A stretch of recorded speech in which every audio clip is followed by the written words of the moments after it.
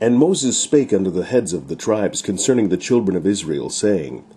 This is the thing which the Lord hath commanded. If a man vow a vow unto the Lord, or swear an oath to bind his soul with a bond, he shall not break his word, he shall do according to all that proceedeth out of his mouth. If a woman also vow a vow unto the Lord, and bind herself by a bond, being in her father's house in her youth, and her father hear her vow, and her bond wherewith she hath bound her soul, and her father shall hold his peace at her,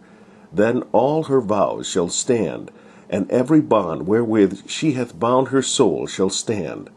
But if her father disallow her in the day that he heareth, not any of her vows or of her bonds wherewith she hath bound her soul shall stand, and the Lord shall forgive her, because her father disallowed her. And if she had at all an husband, when she vowed, or uttered aught out of her lips, wherewith she bound her soul, and her husband heard it, and held his peace at her in the day that he heard it, then her vows shall stand, and her bonds wherewith she bound her soul shall stand. But if her husband disallowed her on the day that he heard it,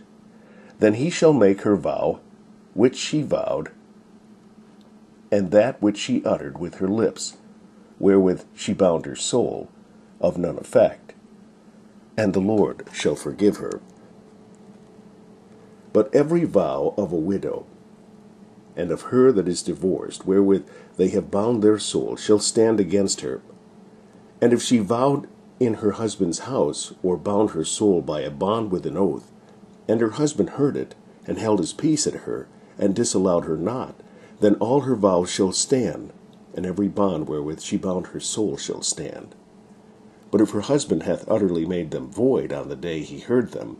then whatsoever proceedeth out of her lips concerning her vows, or concerning the bond of her soul, shall not stand. Her husband hath made them void, and the Lord shall forgive her. Every vow and every binding oath to afflict the soul, her husband may establish it, or her husband may make it void. But if her husband altogether hold his peace at her from day to day, then he establisheth all her vows,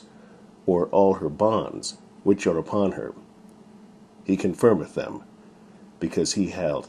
his peace at her in the day that he heard them. But if he shall anyways make them void after that he heard them, then he hath heard them, then he shall bear her iniquity.